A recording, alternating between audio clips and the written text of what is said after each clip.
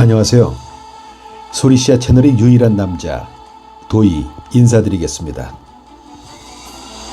오늘은 사무엘 베게트의 첫사랑이란 소설을 낭독해 드리려고 합니다. 프랑스 실존주의 문학의 거장이라고 불리는 사무엘 베게트의 단편소설 첫사랑은 우리가 흔히 떠올리는 낭만적이고 달콤한 로맨스와는 거리가 멀 뿐 아니라 지독하게 냉소적이고 기괴한 작품이죠. 먼저 베게트 특유의 허무주의와 블랙 유머가 가득 담긴 이 작품의 줄거리를 정리해 드리겠습니다. 이 이야기는 주인공인 내가 아버지의 죽음 이후 집에서 쫓겨나는 것부터 시작됩니다. 그는 감정이 메마른 인물로 아버지의 무덤을 찾는 일조차 귀찮아하며 공원 벤치에서 잠을 자고 시간을 보내는 불황자 같은 생활을 하죠. 공원 벤치에서 시간을 보내던 그는 룰루라는 여자를 만납니다. 룰루는 그에게 관심을 보이며 다가오지만 주인공은 그녀를 귀찮아하고 밀어내려고 합니다. 하지만 이상하게도 그녀의 잔상이 그의 머릿속에서 떠나지 않게 되죠. 그는 이 불편한 감정, 즉 강박에 가까운 집착을 사랑이라고 말합니다. 결국 그는 룰루를 따라 그녀의 집으로 들어갑니다. 하지만 그의 태도는 연인의 그것이 아닙니다. 방 안에 틀어박혀 가구들을 다 치워버리고 고립된 생활을 즐기죠. 룰루가 가져다주는 음식을 먹으며 겨우 목숨만을 부지할 뿐 그녀와의 정서적 교감에는 별 관심이 없습니다. 심지어 그녀가 방 안에서 내는 소리나 존재 자체를 소음으로 여기며 괴로워합니다. 시간이 흘러 룰루는 아이를 낳게 됩니다. 아이의 날카로운 울음소리가 집안에 울려 퍼지자 주인공은 그 소리를 견디지 못하고 그 울음소리를 뒤로 한 채 아무런 미련 없이 집을 나와 다시 길 위로 나섭니다. 세월이 흐른 뒤에도 그 아이의 울음소리가 환청처럼 들린다는 회상을 끝으로 소설은 마무리됩니다. 대략 이해가 되시나요? 베게트는 첫사랑이라는 아름다운 단어를 가져와서 인간의 고독, 소통 불능, 그리고 타인과 섞일 수 없는 본질적인 냉소함을 극대화해서 보여줍니다. 주인공에게 타인은 그저 나의 평온을 방해하는 소음일 뿐이죠. 그에게는 사랑조차 해결해야 할 귀찮은 일에 가깝게 묘사됩니다. 비참하고 허무한 상황 속에서도 주인의 엉뚱하고 논리적인 독백들이 묘한 웃음을 자낸다면 바로 그것이 이 소설의 매력이라고 생각됩니다. 전형적인 사랑 이야기를 기대하셨다면 조금은 당황스러우셨겠지만 베게트다운 인간 실존의 밑바닥을 엿볼 수 있는 흥미로운 작품임에는 틀림이 없는 것 같습니다. 그럼 시작하겠습니다.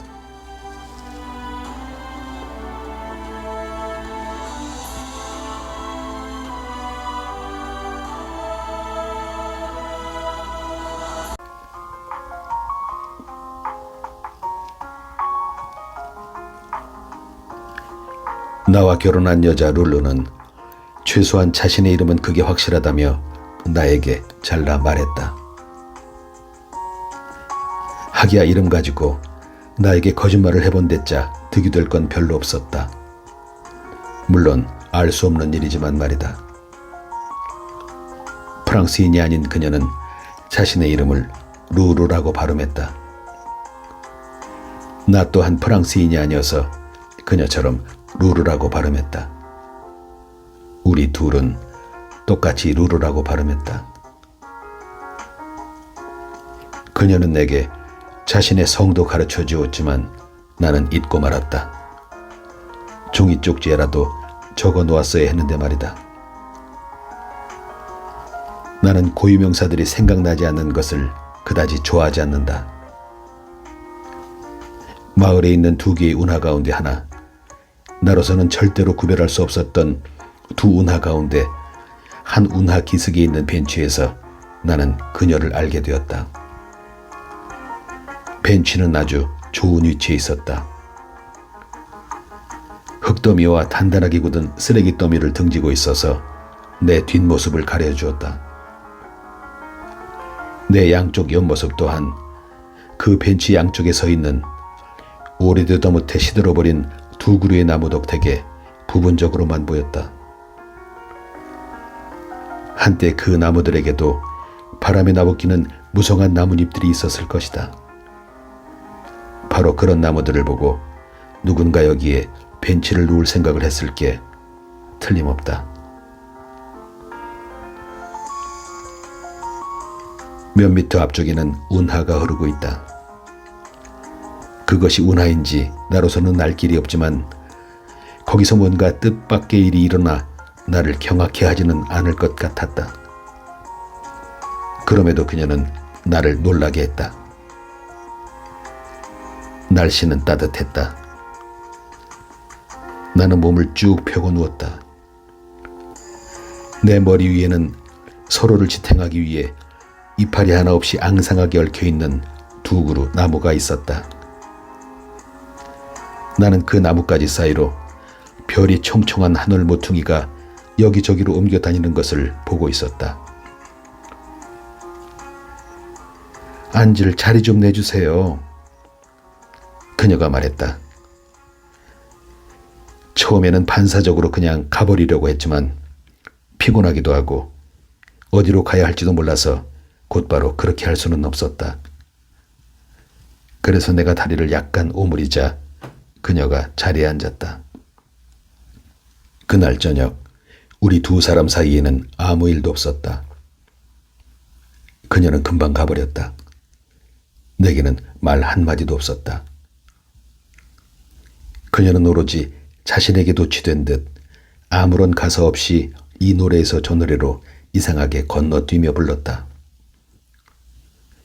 그녀는 금방 부른 노래보다 더 마음에 드는 노래가 있으면 갑자기 그 노래를 불렀고 또 그것을 다 끝내지 않고서 앞서 멈추었던 노래로 되돌아가며 오래된 고향 노래 몇 곡을 불렀다. 그녀의 목소리는 가성이었으나 듣기는 좋았다. 매사에 빨리 실증을 느껴서 그 어떤 곳도 끝마친 적이 없었지만 세상에서 가장 지겹지 않은 영혼이 거기에서 느껴졌다. 그녀는 벤치에도 아주 빨리 실증을 냈다. 나에 대해서도 언뜻 한 번 본 것만으로도 충분한 모양이었다. 그러나 사실 그녀는 억세게도 귀찮게 달라붙는 여자였다. 그녀는 다음 날, 그 다음 날에도 계속 그곳에 왔고 상황은 언제나 거의 비슷했다. 겨우 몇 마디 말이 오갔을 것이다. 다음 날은 비가 와서 평온하게 지낼 줄만 알았다. 그런데 그것은 내 착각이었다. 혹시 계획적으로 저녁마다 나를 방해하러 오는 것은 아닌지 그녀에게 물어보았다. 내가 방해가 되나요? 그녀가 내게 물었다. 그녀는 분명히 나를 바라보고 있었을 것이다. 그래도 뭔가 대단한 것을 보지는 못했으리라. 기껏해야 어둠 속에서 두 눈꺼풀, 어슴풀에 드러난 코와 이마 정도는 봤겠지. 우리는 잘 지내고 있다고 생각했어요. 그녀가 말했다. 당신이 방해가 돼요. 당신이 거기 앉아 있으면 몸을 쭉 펴고 누울 수가 없으니까요. 망토 기세다 입을 대고 들릴 듯 말 듯 말했음에도 그녀는 내 말을 알아들었다. 그렇게도 몸을 쭉 펴고 눕고 싶으세요? 그녀가 물었다. 따지고 보면 남에게 말을 거는 것 자체가 잘못이리라. 당신 두 발을 내 무릎 위에 올려놓기만 하면 되는데요. 그녀는 말했다. 나는 사양하지 않았다. 나의 빈약한 장단지 밑으로 그녀의 포동포동한 넓적다리가 느껴졌다. 어느새 그녀가 내 발목을 쓰다듬기 시작했다. 발 뒤꿈치로 그녀의 움부를 건드렸으면 좋았으련만 나는 생각했다. 사람들은 누워있다고 하면 곧바로 누워있는 육체를 상상한다. 그러나 신하가 없는 왕처럼 혼자 다니는 나는 말라비틀어진 고깃덩어리에 불과한 내 몸뚱이가 하는 일은 관심도 없고 하찮게 여겨졌다. 내 관심은 자아의 개념과 비자아는 물론이고 세상의 하찮은 일들과 대수롭지 않은 잔재들로 인한 마비 상태에 있었으니 마치 내 두뇌가 편히 두루 누워있는 것이었다. 그렇긴 하지만 25살 되는 남자는 육체적으로 이따금 발기를 하기 마련이다. 그것은 저마다 책임져야 할 몫이었다. 나 자신도 그것을 발기라고 부를 수 있다면 그 책임은 피할 수 없었다. 그녀가 이것을 알아챈 것은 당연한 일이다. 여자들이란 10km 이상 떨어져 있어도 코를 실룩거리며 공기 중에 실려온 남근 냄새를 맡고 저 남성이 어떻게 나를 볼 수 있었을까 하고 갸우뚱하는 법이다. 이런 상황에서 인간은 더 이상 자기 자신이 아니다. 자신이 더 이상 자기 자신이 아니라는 것은 괴로운 일이다. 뭐니 해도 그건 자기 자신인 것보다 훨씬 더 괴로운 일이다. 왜냐하면 자신이 자기 자신이면 좀 오락가락해도 자기가 뭘 해야 하는지 알 수 있지만 자신이 더 이상 자기 자신이 아니면 어느 누구라도 될 수 있으니 스스로를 모호하게 만들어버리기 때문이다. 우리가 사랑이라고 부르는 것은 추방된 존재가 먼 곳에서 이따금 날아오는 그림 역사나 받아보는 그런 정도의 추상이다. 이것이 오늘 저녁 나의 느낌이다. 그녀가 하던 행위를 멈추었다. 나한테 길들여진 내 자아가 무의식의 도움으로 원상태로 돌아와 보니 나는 혼자였다. 나는 이 모든 것이 꾸며낸 이야기이며 실제 상황은 완전히 달랐던 것인지 잊어야만 했던 한 도식에 의거하여 스스로에게 물었다. 그녀의 이미지는 저녁의 벤치이다.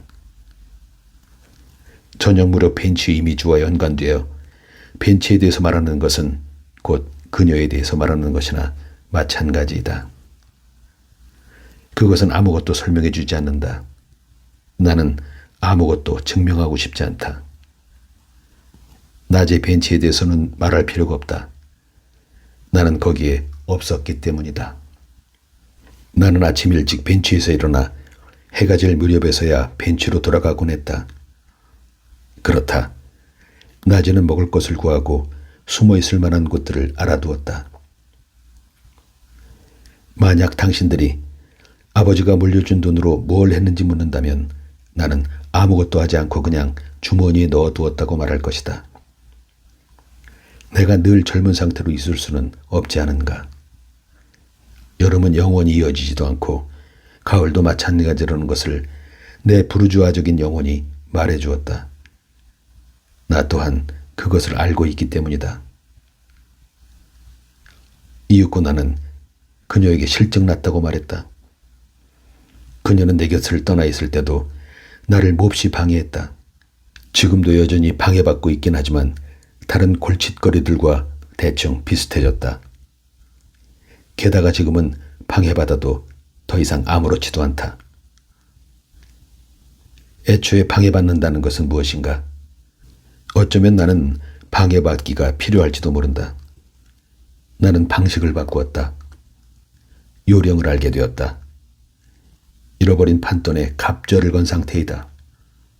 9번째 아니면 10번째 판이지만 이것도 금방 끝날 것이고 머지않아 사람들은 그것에 대해서나 그녀나 다른 이들에 대해서도 또 똥이나 하늘에 대해서도 말하지 않을 것이다.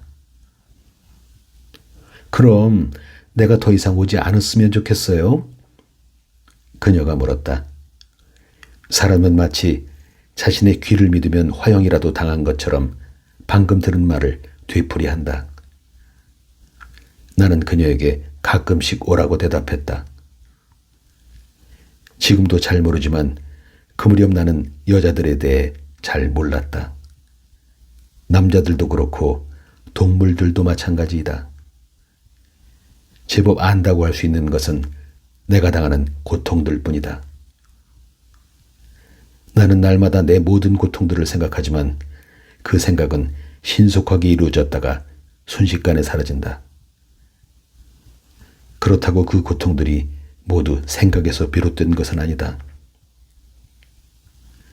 이따금 내가 라인홀트 유형의 혼합주의자라고 느껴지는 시간들이 있다. 특히 오후 시간이 그렇다. 이 얼마나 균형 잡힌 느낌인가. 다른 한편으로 보자면 나는 사실 내 고통들도 잘 모른다. 결국 내가 고통 그 자체만은 아니기 때문이리라. 이 교묘함을 보라. 그래서 나는 거기에서 떠나 다른 세계의 놀라움, 찬미가 있는 곳까지 간다. 아주 드문 일이지만 그곳으로 족하다. 인생이 고통 그 자체 말고 아무것도 아니라면 모든 일은 너무 단순해지는 게 아닌가. 아주 철저하게 불편하다면. 그렇지만 경쟁적이고 비열한 짓거리가 될 텐데. 어쨌든 한 번쯤은 나의 이상한 고통들을 하나하나 상세하게 구별해서 확실히 밝혀볼 것이다. 그 뒤 당신들한테 조목조목 이야기할 생각이다. 그러니까 당신들한테 분별의 고통, 마음이나 감정의 고통, 영혼의 고통, 그리고 육체의 고통에 대해서 말할 것이다. 먼저 몸 안에 감추어진 고통들을 말한다. 그 다음으로 몸 밖에 드러나는 고통들, 즉 머리에서부터 시작하여 천천히 발까지 내려가면서 여기저기 못 박힌 엉덩이, 여러 가지 경련, 발바닥에 박힌 티눈들, 살속으로 파고드는 발톱, 가벼운 동상, 그 밖의 기묘한 것들로 인한 고통들을 말할 것이다.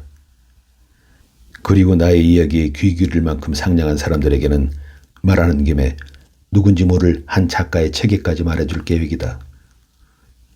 약에 중독되지 않고서는, 술에 취하지 않고서는, 또 황홀경에 빠지지 않고서는 아무것도 느끼지 못하는 순간들도 말해줄 생각이다. 어쨌든 한번 말을 건 것은 잘못이었다. 그녀는 당연히 가끔씩이라는 게 어느 만큼을 뜻하는지 알고 싶어 했다. 일주일 만에 올까요? 10일 만에 올까요? 보름마다 올까요? 나는 그녀에게 아주 가끔 오라고, 될 수 있으면 아주 오지 말거나 그게 안 되면 될 수 있는 한 아주 가끔 오라고 말했다. 그 다음 날 나는 벤치를 단념했다. 그녀보다는 벤치 자체가 원인이었다. 벤치 주변에서 실제로 초겨울에 냉기가 느껴졌기 때문이다. 그 상황은 뭐 대수로운 욕구는 아니지만 내 생리적 욕구에 더 이상 들어맞지도 않았으며 또 그 밖에도 당신들같이 멍청한 종자들에게 말해봤자 알아듣지도 못할 다른 이유들도 있었다.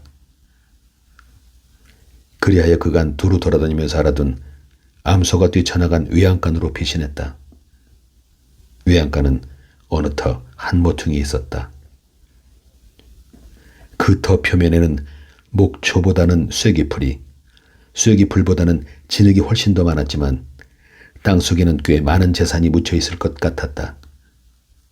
손가락을 쑥 집어넣어 보았다.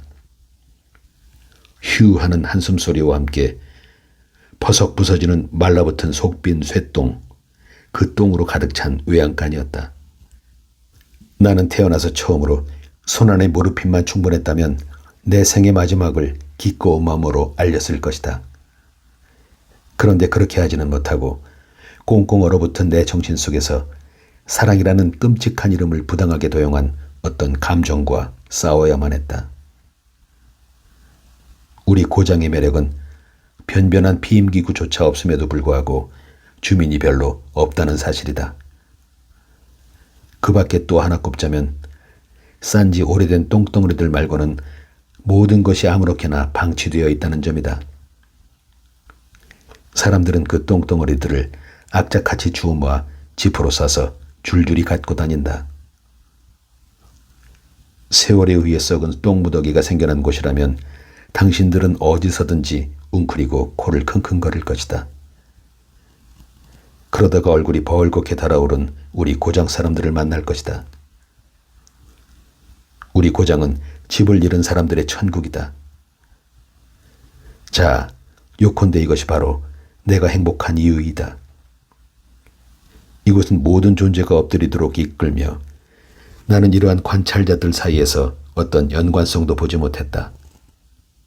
그러나 거기에는 반드시 하나 이상의 연관성이 있는 것이 분명하다. 도대체 그게 무엇이란 말인가? 그래, 나는 그녀를 사랑했다. 이게 바로 그 무렵 내가 한 행위에 내가 붙인 이름이다. 안타깝게도 나는 지금도 그 이름을 쓰고 있다. 나는 이전에 사랑을 해본 적이 전혀 없었다. 그 때문에 예비 지식이 하나도 없었다. 다만 집에서, 학교에서, 갈보집에서, 교회에서 자연스럽게 사랑에 대해 말하는 것을 들은 적이 있다. 또한 그것을 집중적으로 다룬 산문과 운문으로 된 영어, 프랑스어, 이탈리아어, 독일어로 쓰인 소설들을 가정교수의 지도 아래 읽은 적은 있다. 이를 바탕으로 내가 자신의 행위에 하나의 이름을 붙일 수 있었던 것은 오래된 암송아지 똥에다 룰루라고 써보는 나를 알아차렸을 때였다. 그게 아니면 달빛을 받으며 진흙탕에 누워 쐐기풀을 줄기가 상하지 않게 뿌리째 몽땅 뽑으려고 했을 때였다. 쐐기풀 가운데 큰 것들은 키가 1m가 넘었다. 나는 그런 것들을 뽑으면서 조금 위안을 얻었으나 사실 잡초를 뽑는 것은 내 성격에 맞지 않았다. 오히려 그 반대로 퇴비를 가지고만 있다면 잡초에도 퇴비를 잔뜩 뿌려주는 게 나한테도 어울렸다. 그렇지만 그게 꽂힐 경우는 또 다른 문제였다. 사랑이 당신들을 망친다는 것, 그건 분명한 사실이다. 그러나 이 사랑은 정확하게 무슨 사랑을 말하는 것일까? 정열적인 사랑? 나는 그렇게 생각하지는 않는다. 사실 육감적인 사랑이라고 하면 정열적인 사랑 아니겠는가? 그렇지 않다면 내가 또 다른 사랑과 혼동하고 있는 것일까? 사랑에는 정말 여러 종류가 있지 않은가? 이것도 저것도 다 아름답기는 하지만 예를 들면 정신적인 사랑.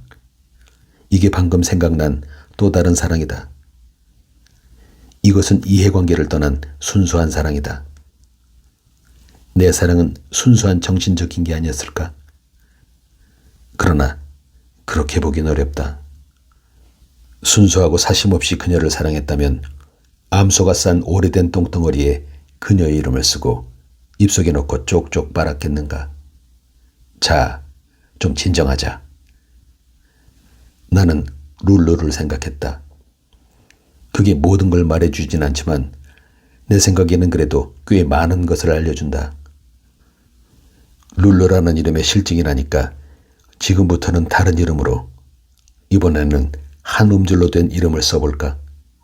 예를 들면 안. 실제로 한 음절은 아니지만 무슨 상관이랴. 그냥 이 이름으로 그녀를 불러야겠다. 나는 안을 생각했다. 아무 생각 없이 사는 법을 터득한 내가 말이다. 내 고통들을 잠시 생각하고 거기다 굶어 죽거나 얼어 죽거나 창피해 죽지 않으려고 대책을 강구할 때만 머리를 쓰는 편이었는데 그 밖에는 어떤 경우에도 실존하는 생물에 대해서 무슨 말이라도 시작하면 그것은 실존한 적이 없는 셈이리라. 살아있는 생물에 대해서는 어떤 핑계로든 생각할 수 없는 것들이다. 영원히 실존한 무생물에 대해서는 지금까지 줄곧 말해왔고 앞으로도 계속 말할 것이다. 하지만 내가 무생물에게 부여한 실존에 대해서는 예전처럼 앞으로도 말하지 않을 것이다. 케피라는 군인 모자를 예로 들어보자. 이 모자는 실제로 존재하고 있고 언젠가 이 세상에서 사라질 가능성도 없지만 나는 군인 모자를 쓴 적은 한 번도 없었다. 아니, 그들은 나에게 모자를 줬다고 했다. 하지만 그들이 나에게 모자를 준 적은 한 번도 없었다. 예전에 아버지는 모자를 줬다. 나는 아버지가 준 내 모자를 늘 쓰고 다녔다. 그 모자 말고 다른 모자는 가져본 적도 없다. 더군다나 죽어서도 나는 그 모자를 썼다. 어쨌거나 나는 아흔을 생각했다. 많이, 정말 많이. 하루에 20분, 25분, 심지어 30분 동안. 좀 더 작은 숫자들을 더해서 나는 이 숫자들에 다다른 것이다. 그것은 틀림없이 내가 사랑하는 방식이었다.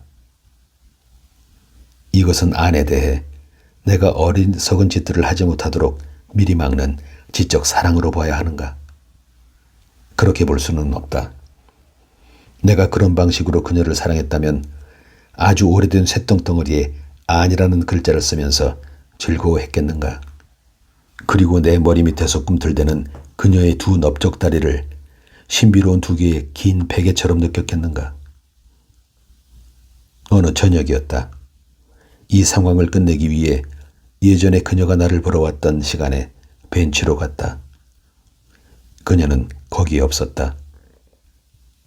그곳에서 기다렸으나 헛수고였다. 그때가 벌써 12월인가 1월이었으므로 제철 추위가 한창이었다. 제철을 맞은 것은 의례 완벽한 법이다.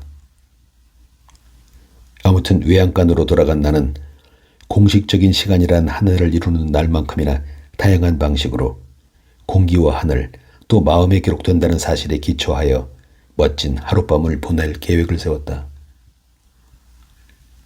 그래서 다음 날에는 전날보다 훨씬 일찍 벤치로 나갔다. 저녁이 이제 막 시작될 즈음에 그러나 이미 늦었다. 그녀는 벌써 와서 어은 채로 벤치 위에 앉아 있었기 때문이다. 서로 얽혀 바드득 소리를 내는 나뭇가지 아래로 꽁꽁 얼어붙은 물이 있었다. 흙더미는 서리에 뒤덮여 하얗게 보였다. 이미 말했다시피 그 여자는 정말 끈덕지게 달라붙는 여자였다. 그렇지만 나는 아무 느낌도 없었다. 나는 무슨 득을 보겠다고 그렇게 나를 쫓아다녔던 것일까? 나는 추위를 견디려고 앉지도 않은 채로 왔다 갔다 발을 동동 구르면서 그녀에게 그것을 물어보았다. 추위가 오솔길을 울퉁불퉁하게 만들어 놓았다. 그녀는 모르겠다고 대답했다. 그녀는 내게서 무엇을 보았던 것일까? 나는 간곡하게 가능하다면 그게 뭔지 말해달라고 부탁했다. 그녀는 불가능하다고 대답했다. 아는 옷을 따뜻하게 입은 것 같았다. 토시 속에 두 손을 폭 파묻었다. 나는 그 토시를 바라보며 울기 시작했던 기억이 난다. 그렇지만 그 색깔은 잊어버렸다. 그게 뜻대로 잘 되지 않았다. 나는 언제나 아무 소득 없이 쉽게 눈물을 흘리곤 했다. 최근에도 마찬가지다. 그러다가 정작 눈물을 흘려야 할 때는 눈물 한 방울도 나오지 않을 거라 생각했다. 뜻대로 잘 안 된다. 나를 울리는 어떤 사물이 있었다. 그렇다고 내가 슬퍼했던 것은 아니다. 별다른 이유도 없이 나도 모르게 울게 되는 경우는 내가 미처 깨닫지도 못하는 사이에 뭔가를 보았기 때문이다. 그래서 나는 그날 저녁 나를 울게 만들었던 것이 그녀의 토시였다고 생각했다. 아니 어쩌면 그보다는 오히려 단단하고 울퉁불퉁한 포장기를 생각나게 했을 오솔길은 아니었는지, 아니면 얼떨결에 내가 봤을지도 모르는 어떤 다른 것은 아니었는지. 그러고 보니 나는 그때 처음으로 그녀를 보았다. 그녀는 고개를 폭 숙이고 두 손을 토시에 끼운 채 품에 바짝 끌어안았다. 그리고 다리를 서로 꽉 붙여 뒤꿈치를 든 상태로 몸을 바짝 오그리고 감싸고 있었다. 그 모습으로는 형체도 나이도 알아볼 수 없었다. 심지어 살아있는 것 같지도 않았다. 나는 그녀를 할머니로도 볼 수 있고 또 어린 소녀로도 볼 수 있었다. 나 혼자서는 뭔가를 알 수도 없고 할 수도 없었다. 나 때문에 온 건가요? 내가 물었다. 그래요. 그녀가 대답했다. 자, 내가 왔어요. 내가 말했다. 그러면 나는 내가 여기로 온 것은 그녀 때문이 아니었나? 내가 왔어요. 내가 왔어. 나는 속으로 이렇게 말했다. 나는 그녀 곁에 앉았다. 앉자마자 뜨겁게 달구어진 쇳덩어리라도 닿은 듯 다시 벌떡 일어났다. 그곳으로 끝인가 알아보기 위하여 가버리고 싶었다. 하지만 좀 더 확실하게 해두기 위해서 가기 전에 노래 한 곡을 그녀에게 청했다. 처음에 나는 그녀가 거부하는 줄 알았다. 그러니까 간단히 말해 노래를 하지 않으려는 줄 알았다. 잠시 뒤에 그녀는 노래를 시작했다. 내 생각에 그녀는 오랫동안 한 가지 노래를 자세하게 바꾸지 않고 계속 불러왔다. 그런데 지금 그녀가 부르는 노래는 지금껏 한 번도 들어본 적이 없으며 앞으로도 두 번 다시 들어보지 못할 내가 전혀 모르는 노래였다.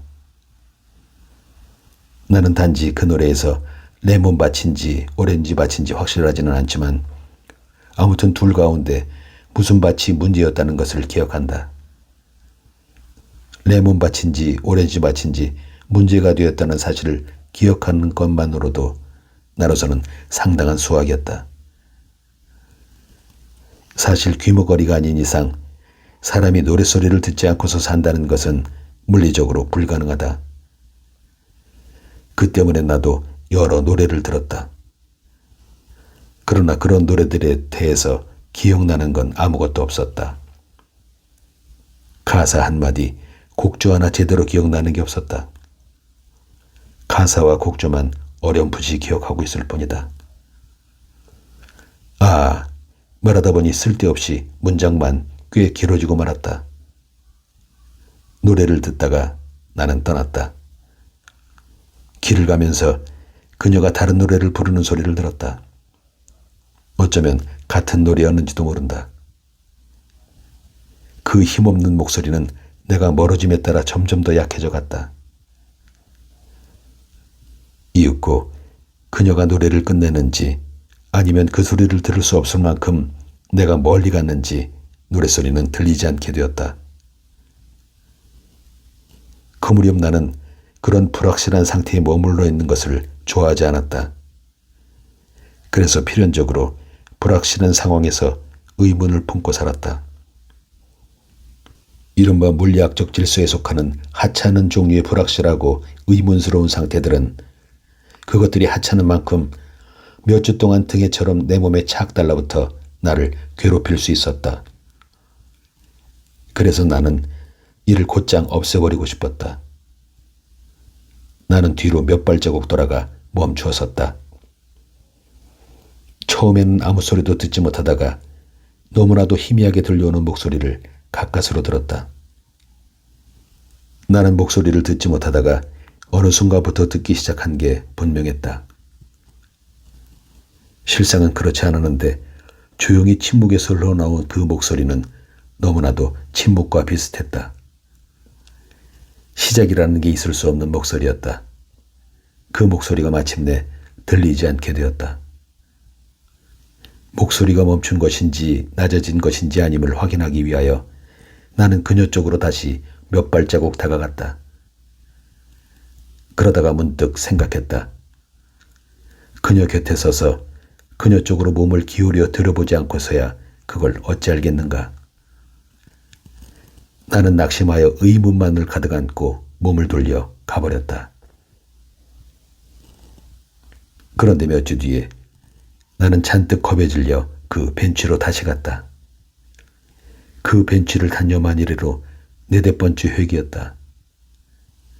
그때마다 거의 같은 시간에 거의 같은 하늘 아래, 아냐, 또 그게 그렇지 않아.